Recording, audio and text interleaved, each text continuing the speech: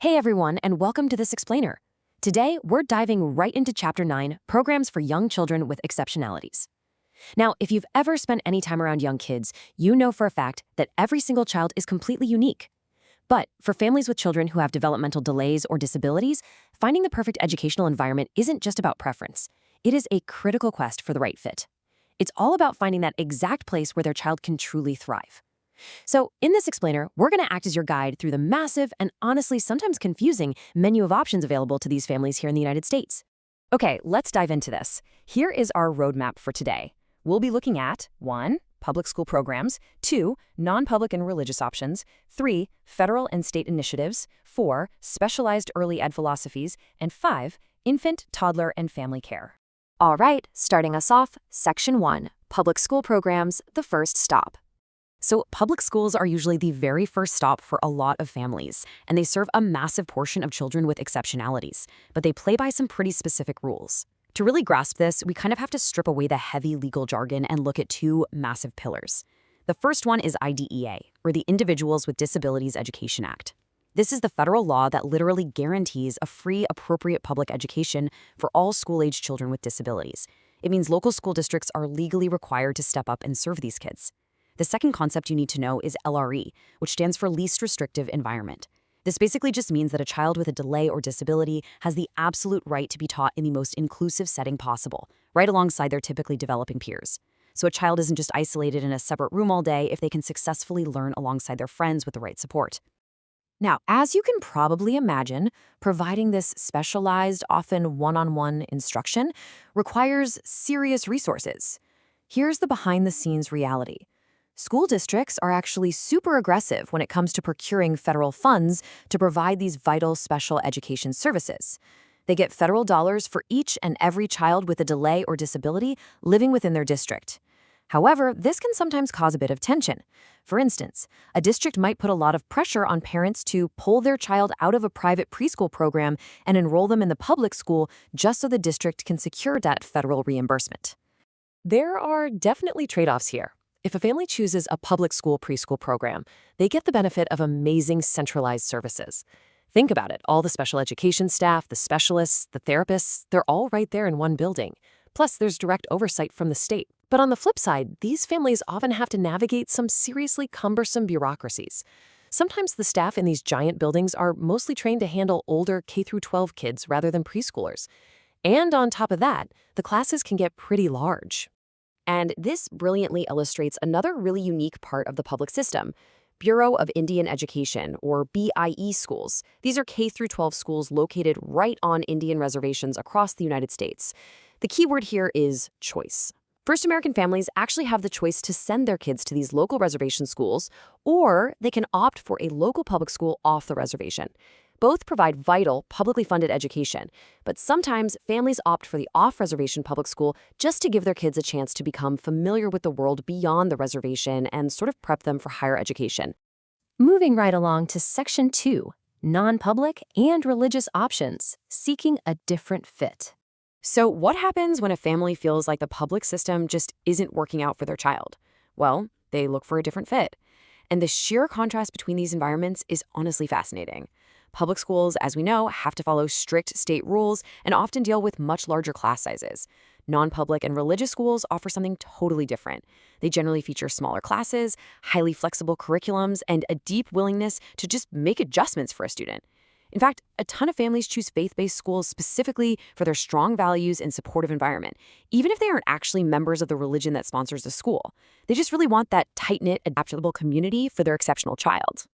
Let's jump into Section 3, Federal and State Initiatives, the big picture. Now, we're going to shift our lens to the big picture, these massive government initiatives designed specifically to catch at-risk kids and those living in very unique, highly mobile circumstances. Think about military families for a second. They face frequent moves, deployments, and unique stressors that most civilian families literally never experience. To help support them, the Department of Defense, or DoD, runs its own vast network of early childhood programs.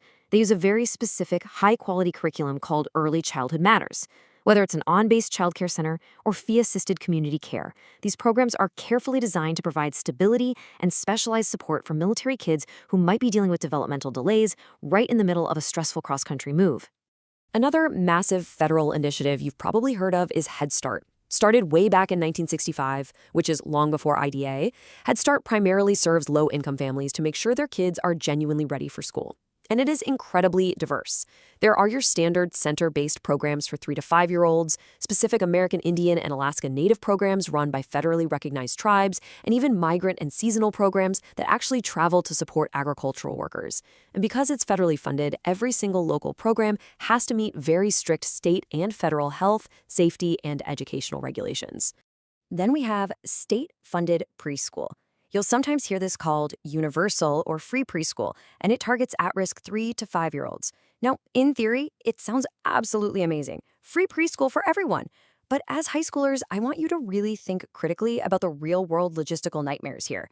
If a state promises free preschool, who exactly administers it? Who pays for the actual brick-and-mortar buildings? What qualifications do the teachers need to have? And honestly, where do we find enough of them? How do we keep child-to-teacher ratios safe? Resolving these massive financial and logistical challenges is something state governments battle over every single year. All right, on to Section 4, Specialized Early Ed Philosophies, Different Ways to Learn. Let's look at how private programs build on that idea of choice through some very specific, unique philosophies on how kids actually learn and develop. If you were to walk into a Montessori classroom, which focuses on a child's absorbent mind, you might see mixed-age kids independently working with wooden blocks. A Waldorf school stresses the whole child, so you might see them blending academics with hands-on, practical skills like baking bread or painting. Reggio Emilio programs view children as highly capable, letting them drive deep, long-term community projects. And then the high-scope model uses cognitive theories from famous psychologists like Piaget and Vygotsky to focus on active, hands-on participation. Each of these offers a radically different environment for an exceptional learner to find their groove. And that brings us to our final stop. Section 5, Infant, Toddler, and Family Care, the smallest learners. Look, it's absolutely vital to recognize that caring for babies is fundamentally different from caring for a preschooler. You just can't take K through 12 standards and shove them down onto a 1-year-old. When families look at center-based care for infants, they'll find frameworks specifically designed for tiny, developing brains. 0 to 3 relies on 6 essential pillars for implementation. The creative curriculum focuses heavily on predictable daily routines and building really positive teacher-child relationships. And resources for infant educators, or RE, is honestly fascinating. It views babies as highly competent and motivated, and actually cautions adults not to constantly interfere with a child's natural drive to just learn and explore on their own. So the crucial point here is understanding the difference between traditional centers and family child care. Center-based care often means larger groups, standardized regulations, the whole shebang. But family child care? That takes place in a private home setting. It's small, it's intimate. Children are in mixed age groups, meaning a toddler can naturally learn social skills just by hanging out and watching a 5-year-old. And most importantly, a child might stay with the exact same adult for several years. For a child with developmental struggles, this relaxed, flexible, deeply personal home environment can be incredibly beneficial compared to a bustling, rigid center.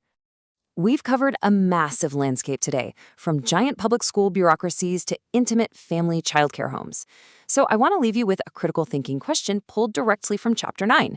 Imagine you are a policymaker. You have a very limited budget for early childhood programs. Would you prioritize pouring that money into building a huge state preschool system, or would you give that money directly to families so they can choose their own care from the incredibly diverse menu we just discussed? There are strong arguments on both sides.